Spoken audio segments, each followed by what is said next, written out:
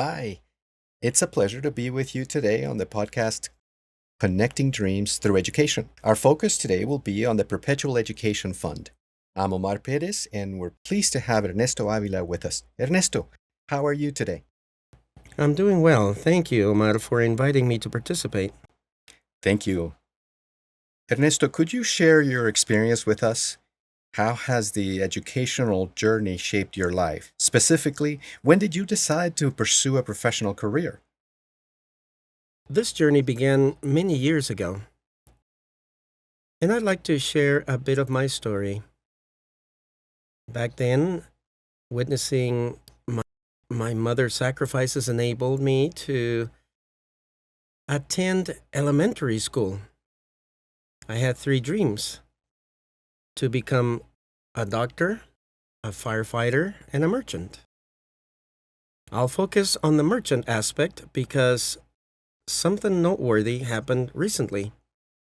During a job interview a few years back, they asked me, "What did you aspire to be when you grew up?" Then, what they wanted was to be able to grasp the significance of being a merchant to me. So I explained, I used to accompany my mother to the market and observe people handling plastic bowls, where they would put Their products. potatoes and the amounts, then they weighed them on the scale and received money. So I thought, well, just by lifting those small plastic bowls, I could earn money. So then I want to be one of those who lift the little plastic bowls. That was one of my dreams. So as time went on, I aimed for a career where I could see substantial money in my hands. That was your vision. Yes, In other words, you noticed that through commerce you could generate money. that was my vision. And of course, helping other people. Being a firefighter and being a doctor, well, I said I can help too. I don't have to earn money, I can also give something back. Correct. So that was part of me, of my initial vision. When did your vision change?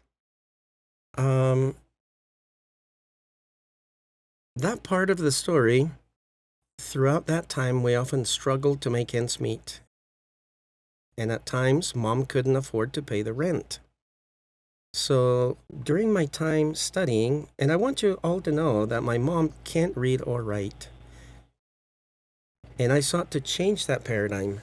I said, if she hasn't learned that, then I have to be the one who learns how to read and write. If I learn, then I have to finish the sixth grade and thus continue progressing in my studies.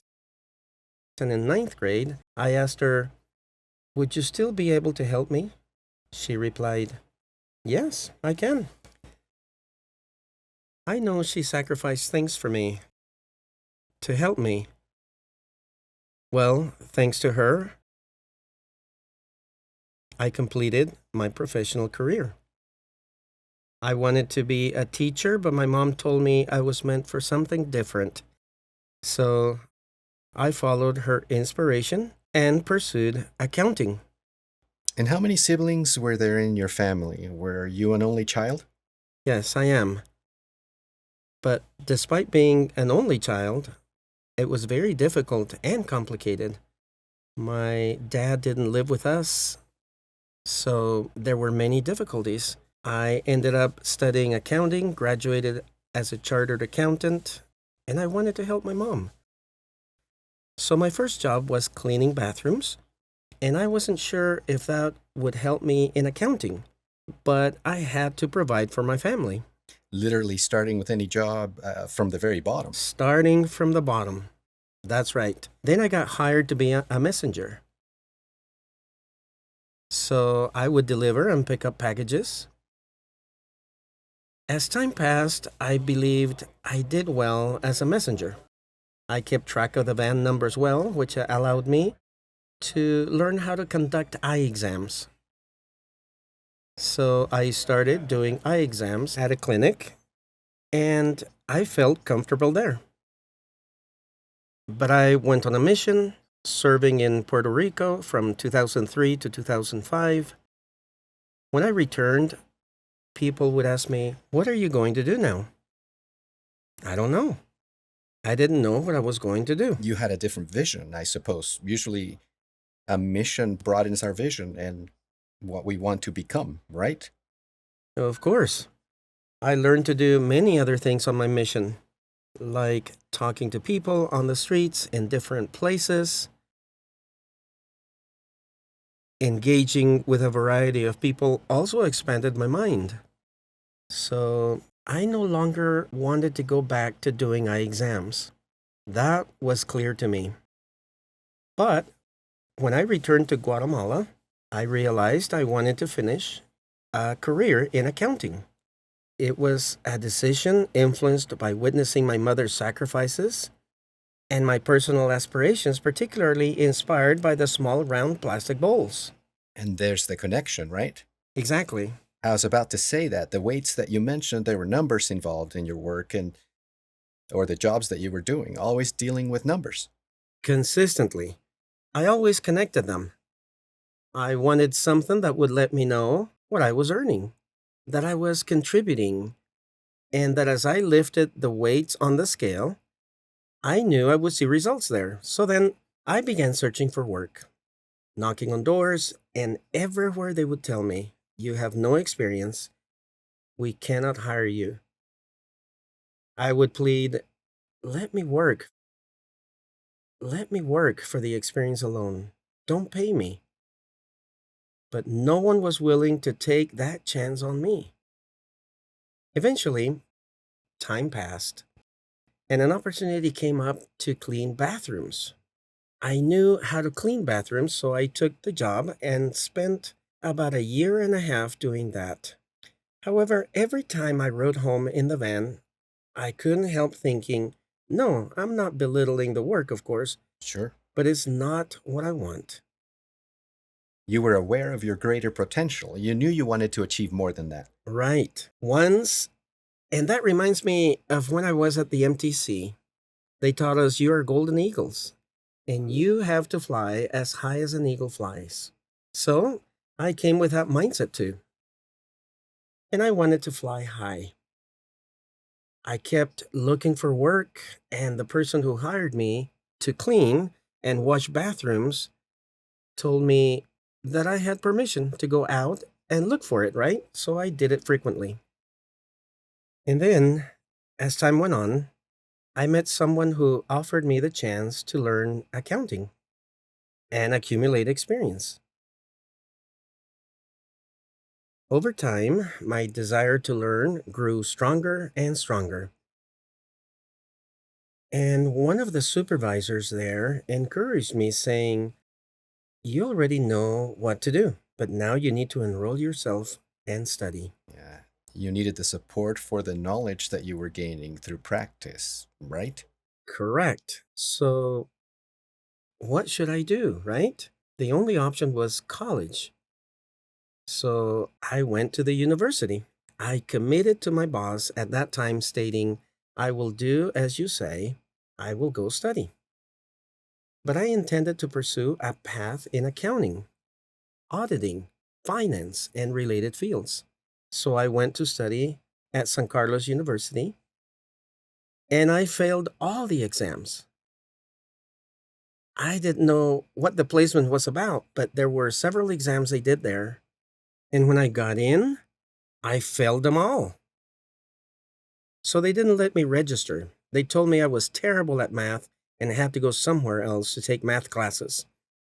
Well, I didn't see any problem on doing that, and I started attending. Unfortunately, when I got to my first class, I found a room capacity meant about for 30 people, but there were 70 or 80 students packed inside, so This reflects the reality that many people face.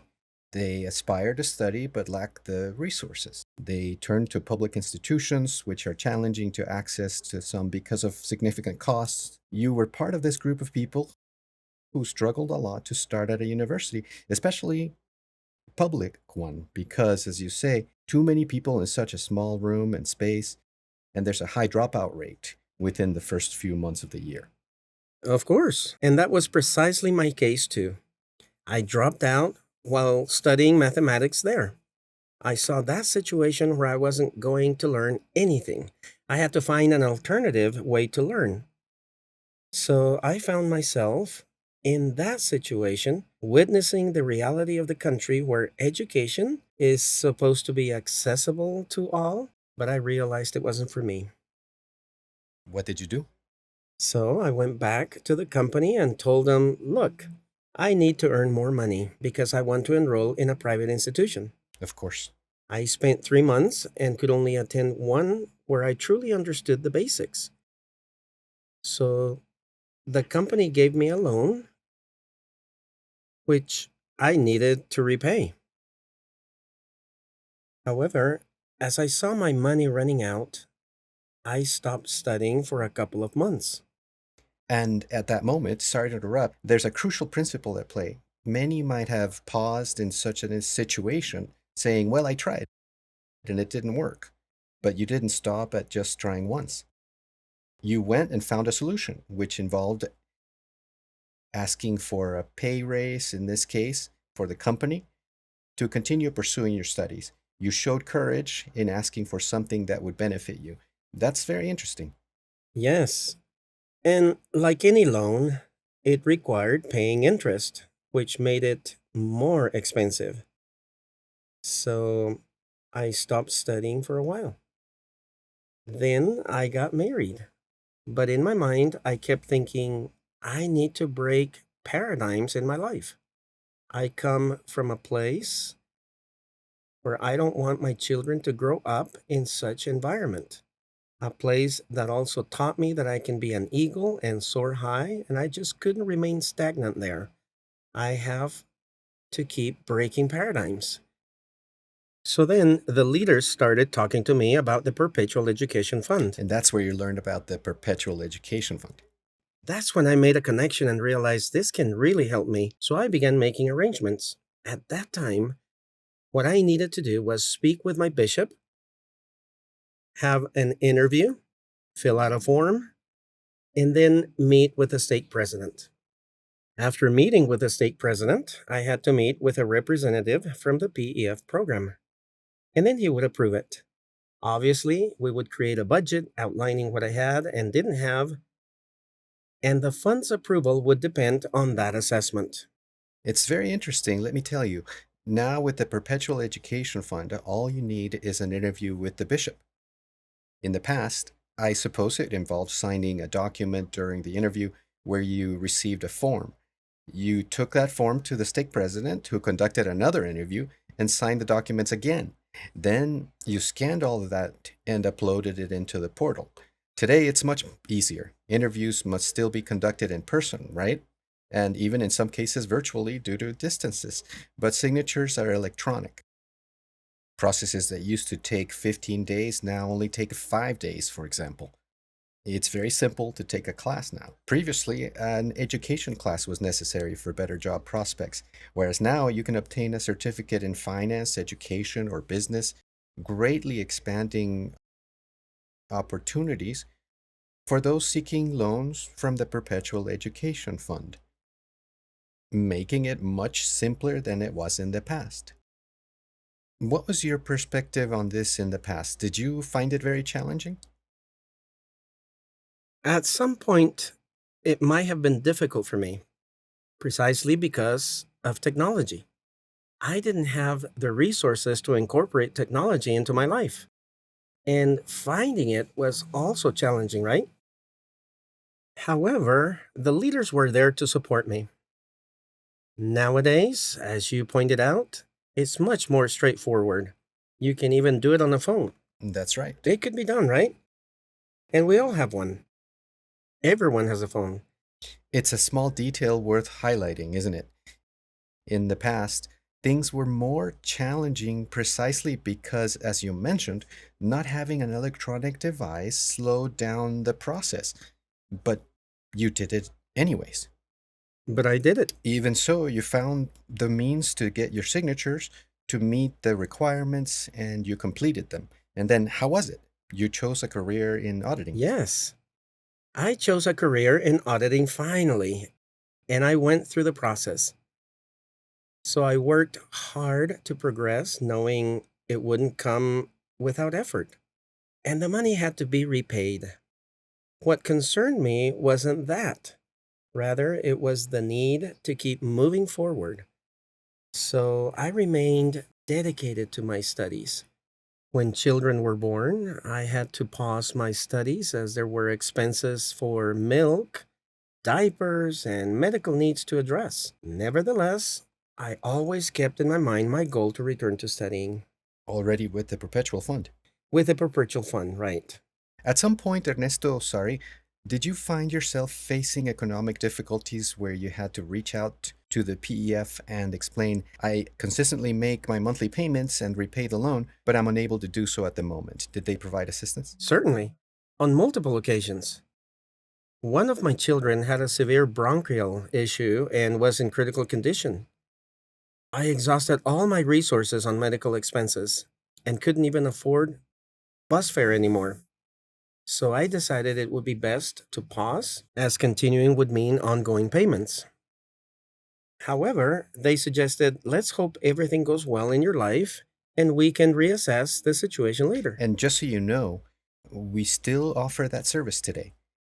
I mean, for those who are listening to us now and have a loan with the perpetual fund and are currently facing economic challenges, they just need to contact us and we can freeze it, right?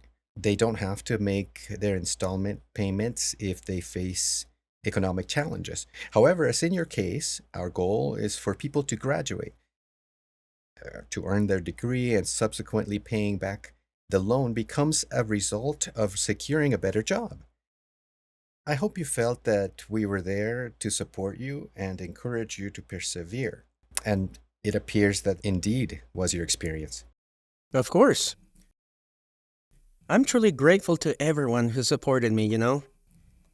They told me, take your time, don't worry. First, resolve your issues, and then continue moving forward. But don't stop. So that's how I went. And then I resolved all my issues and resumed my studies later.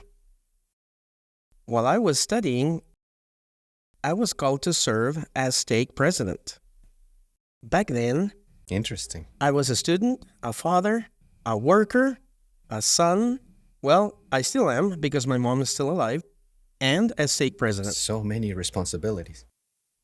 And I would ask myself, how am I going to manage? How will I do it? Now I not only have to set an example for my children, but there's also a congregation watching me. An entire congregation. And if I stop, what will others think? It's not just about what they might say, but my conscience needed to be at peace. If I said persevere, I had to be the first to put in the effort. So I kept going.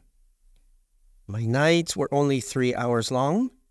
I slept just 3 hours each day because I was taking care of my family, telling bedtime stories to my children, doing household chores, and then pushing forward. That's how it was. How long did it take you to graduate?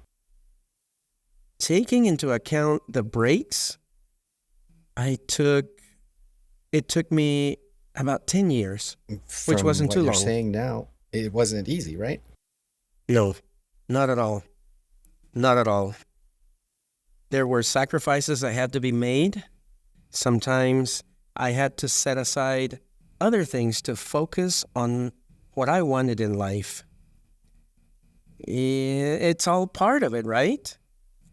Everything requires sacrifice. Nothing that comes easy lasts, honestly. So for me, the most important thing was to break paradigms and change the lifestyle I had. In fact, President Hinckley in 2001, when he launched the program, he said in a speech that we needed to break the chains of poverty that we were discussing and all of our Latin American countries due to lack of education. It's challenging for us to progress, but once we break through and obtain an academic degree, it's as if doors begin to open. Can you share when those doors started to open for you after earning your degree? It's interesting because I never saw it that way. Throughout that time, I would think, I want to study, I want to have money, and all that. But looking back, I lived in a small room with my mom, just a 3 by 3 room that we rented. Now that I have a degree and everything, I realize I can't stay where I was. I need to aim for something better. Nowadays, when people talk to me, it's not Don Ernesto they speak to anymore. It's me, but an accountant. It's something I'm requesting. Now, it's something they propose to me. I can negotiate on those proposals now. And based on that, money began flowing through my degree, through knowledge, and all that entails. What impact did this have on my life? After living where I did, I wouldn't say I live in a mansion now, but I never had my own house before now. And now I do. I own a house. I bought a house. As a result, my children and family now experience and enjoy an improved quality of life. That's quite a different situation from what you experienced at that age. And I'm still studying. Right now, I haven't stopped. I am doing 2 master's degrees. I'm pursuing 2 master's degrees. My aspiration for all of you is to graduate with at least 2 master's degrees. If I pursue a doctorate, I would hope the same from you. As President Gordon B. Hinckley said, education breaks the chains of poverty. It broke mine. And I can assure you, I testify that this promise from President Hinckley has been fulfilled in my life. Maybe I still face financial challenges, but they are not like the ones experienced before in the past. There has always been food on the table, a small amount of savings to provide comfort, and enabling us to pay our tithing. It's no longer a question of whether paying tithing will leave us short or making ends meet. Now there is enough for that and so much more, don't you think? It's becoming a habit, right? Paying tithing, studying, and keeping in mind that you've set a high standard for your family. Knowing that many young people in the stake look up to you and they're thinking, I want to be like Ernesto one day, like the stake president. What other blessings have you seen in your life from having the courage to say, I want to be different? I want to study. Not just studying, but also seeking resources. And during all that process, you found the Perpetual Education Fund. What other blessings have you seen in your life? It kept me off the streets because instead of hanging out with friends on the street, I spent my time studying. Looking back now, many of my friends from back then aren't here anymore. They're no longer alive. One positive outcome was that it kept me away from the streets. And there are many more blessings. It's broadened my mind so much that now I want to keep learning, keep educating myself. I want to continue being useful to society, to my children, to my family, and to the many people I may help in the future. Some aspects of my career have been beneficial to others facing financial problems, tax issues, or various challenges. For me, it's a blessing to use the knowledge I have to assist others, allowing someone else to experience a different outcome. Of course. Let me tell you, as we near the end of the podcast, the Perpetual Education Fund last November once again approved degrees similar to yours in auditing. Others may call it accounting, depending on the country, right? It's as simple as accessing these resources provided by the church through our leaders, as in your case, and asking them, what do I need to do to qualify for the Perpetual Education Fund? The requirements are the same. Be worthy, in need, and determined, which aligns with what we've been discussing here. Thanks to your determination, we've met these requirements, including the interview, obtaining certification, and other additional necessary steps. Most importantly, nowadays, the Perpetual Education Fund is particularly emphasizing high demand careers like the academic program that you pursued, correct? Auditing offers abundant opportunities to work as a manager, administrator, and in various other roles and areas where people can work within this diverse profession. The Perpetual Education Fund remains and is now accessible to all, whereas in the past it was perceived as exclusive for returned missionaries. It's for everyone, for anyone who wants to improve their level of life, who wants to break the chains of poverty that we've been talking about, and have better resources for their family. That's what this program is for. What invitation would you like to extend out to those who are listening who would like to get a loan if that's the case, if that's the resource they need? We all have the ability to step out of our own comfort zone.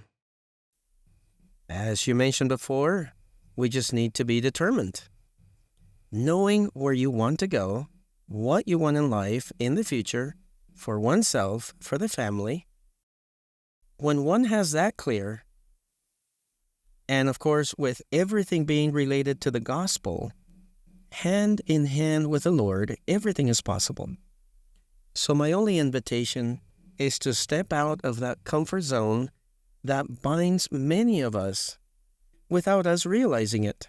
We are so comfortable doing what we always do, and each day becomes monotonous, something we already know how to do. But the future is challenging. It comes with force and rage, with many new things that we may need to prepare for.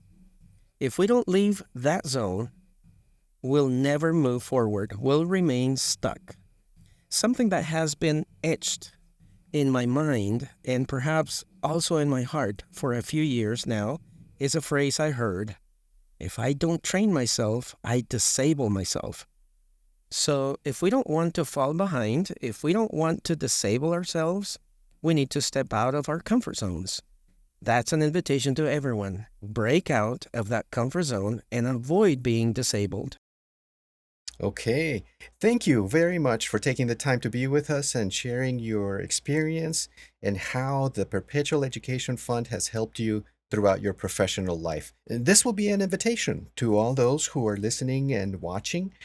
If they feel that and believe that the Perpetual Education Fund is right and suitable for them right now, we encourage them to make use of it. Thank you so much.